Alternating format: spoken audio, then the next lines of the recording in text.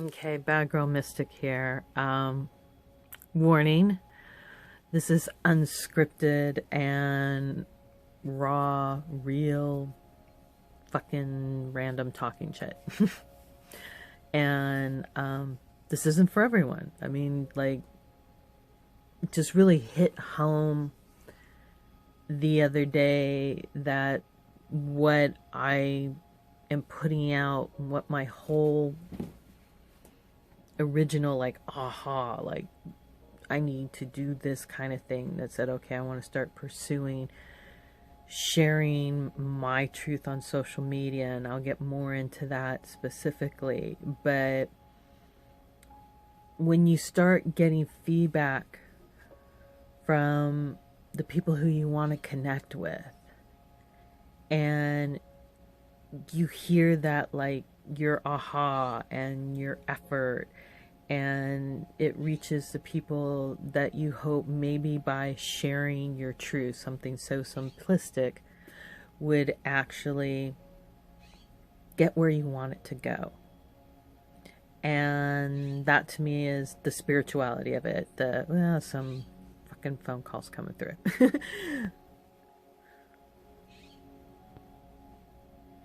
So that, to me, is the cool, magical, spiritual thing, is that you have this inspiration, you have this aha, you have this idea, you express your truth, you use your creative energy through the resources and privilege that you have available, and it connects, and that person has an aha, and so on and so on and so on.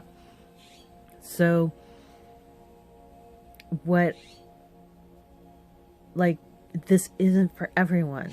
I specifically, like, I only know how to be a chick. I only know how to be a chick with my experiences.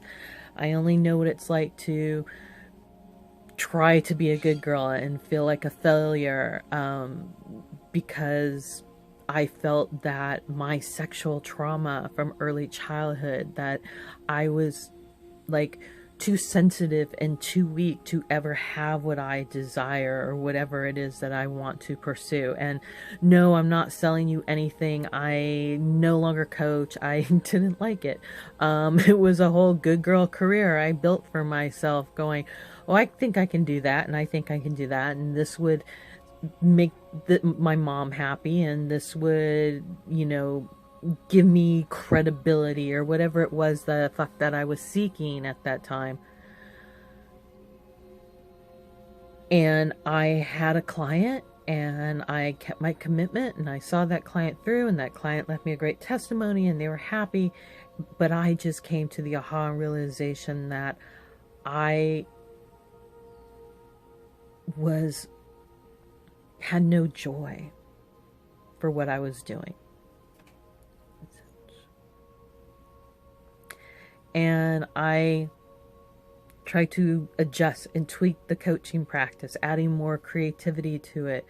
Where I do experience joy is in my art and my writing and speaking and storytelling and dancing. I'll go on and on, so I'll stop here, Taurus. With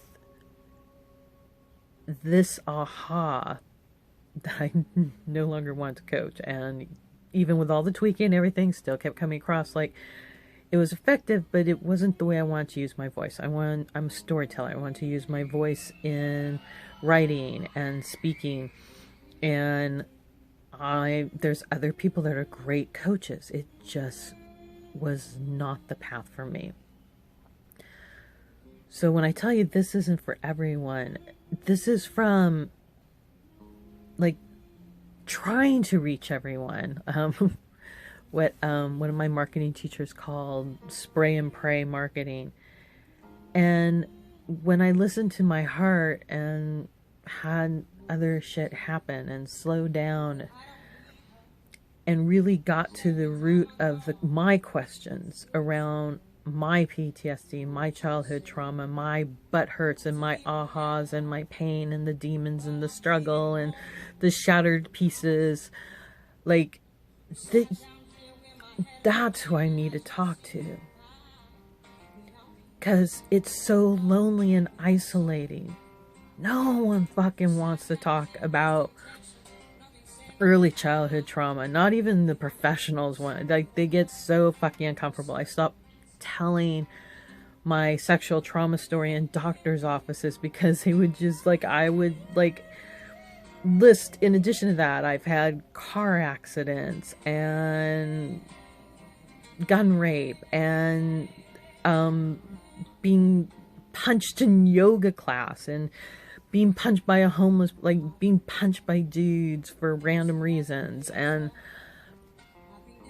like, I know what it's like to carry some shit on your back that's confusing, that people,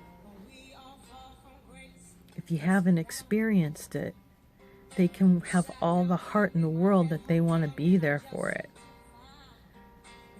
But without a realistic sensory feeling of, this is what it's like to be in a body that's on survivor mode all the time, constantly gathering and sorting through your information, your environment, to make sure that you stay safe as fuck. And the constant being on your toes, literally and physically, and by being on your toes, it collapses your whole posture. And this is very common with people who have experienced, women who have experienced early childhood trauma, is they curl in, and chronic inflammation, chronic pain, and chronic conditions can develop. And what the biggest weight of all of that is that for so long, the generations of women before us carried this as a secret to stay safe as fuck. And now we've entered into this new realm of communication and connecting, and we're leveling up and evolving, and revolution of women saying, no, we don't need to do it like that anymore. And we are learning how to stand up for equal pay for equal work, and stand up for what it is we need to go beyond survival and thrive.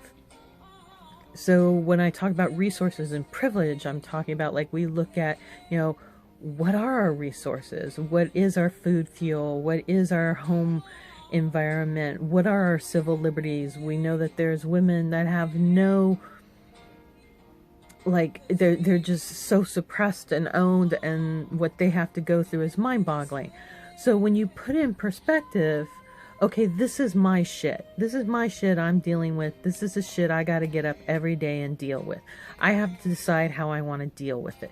Do I want to deal with it the way they've been teaching me? And I did that way. I went down that route where I saw the therapist and was on the antidepressants when I was in my 20s, suicidal. So I've been doing this for 30 years. I first started therapy at age 20.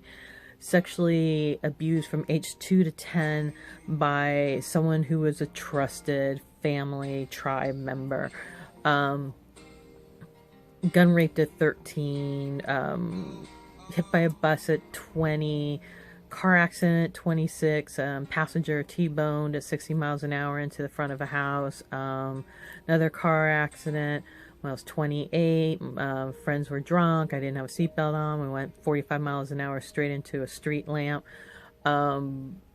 Like, that's just some of the shit, let alone, like, all the other stuff of people just trying to fucking grab on you and fuck with your head and connect, you know, the shit that people do when they think they can take something from you. So for me, the struggle with this whole quest, okay, so tried the one way, but I didn't want, like, 12-step and therapy. It helped me manage the damage.